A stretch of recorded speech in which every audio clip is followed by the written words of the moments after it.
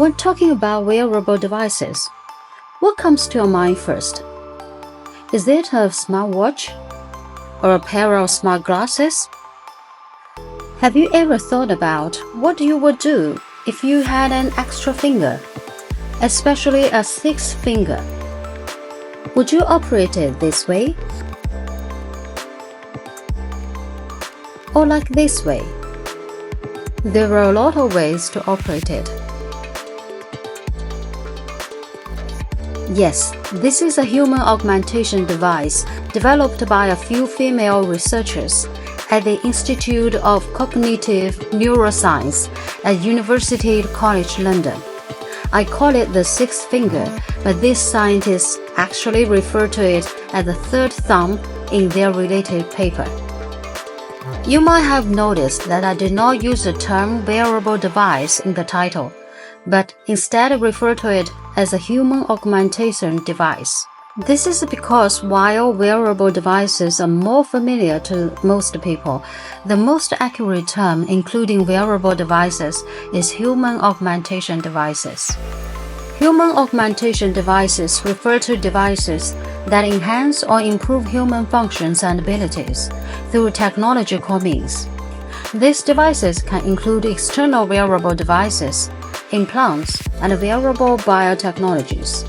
The most common examples are prosthetics, smart wearable devices, industrial and medical exoskeletons, and neural interface devices, like the brain-computer interfaces we discussed earlier.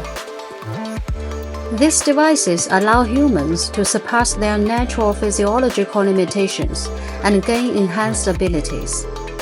Sci-fi movies give us a vivid sense of this. For instance, in the Marvel Universe, the Winter Soldier has a powerful, durable mechanical arm, and Iron Man wears an enhanced exoskeleton. My personal favorite is the design of Doc Octopus in Spider-Man. Very cool. Okay, let's not go too far. Get back to the sixth finger. First, let's see how this extra finger operates. This sixth mechanical finger is created using a 3D printer and can be attached to the edge of the hand.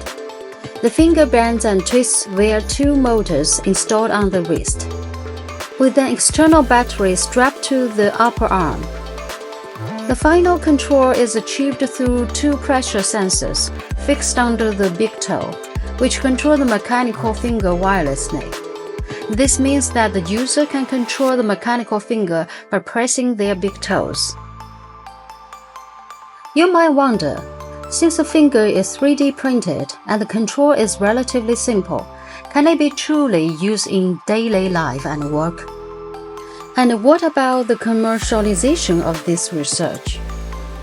Plasticity Lab, which developed this mechanical finger, is a lab focused on brain plasticity research. Brain plasticity refers to the brain's ability to change its structure and function, covering areas such as the neural mechanism of learning and memory, recovery after brain injury, and the mechanism and treatment and neurological diseases.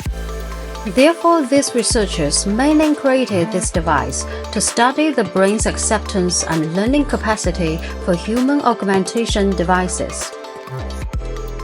36 healthy volunteers participated in this study. The research showed that after a period of training, all participants could effectively use the extra finger to complete various tasks. This indicates that the human body and the brain have a certain degree of plasticity, capable of adapting to and integrating new external devices.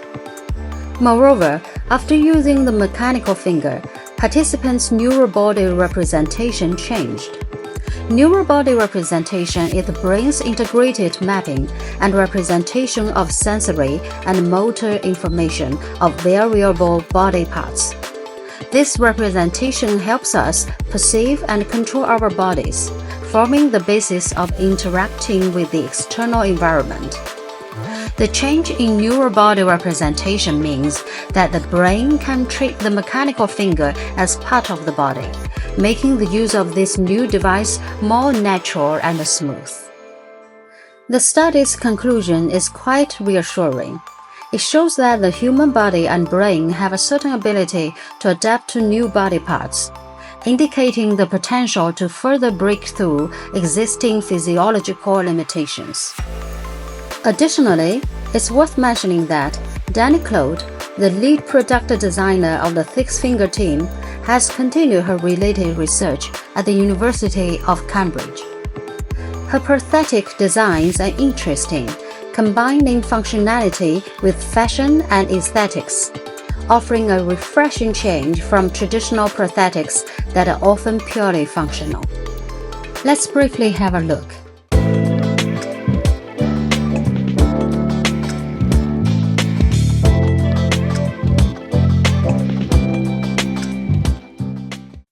In conclusion, the sixth finger is a good short-term experiment.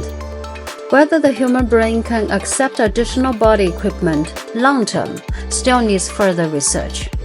As we have previously discussed with brain-computer interfaces, the combination of human augmentation devices and brain science is becoming increasingly close, offering unlimited possibilities in the near future. Okay, that's it for today. Thanks for your watching. See you next time.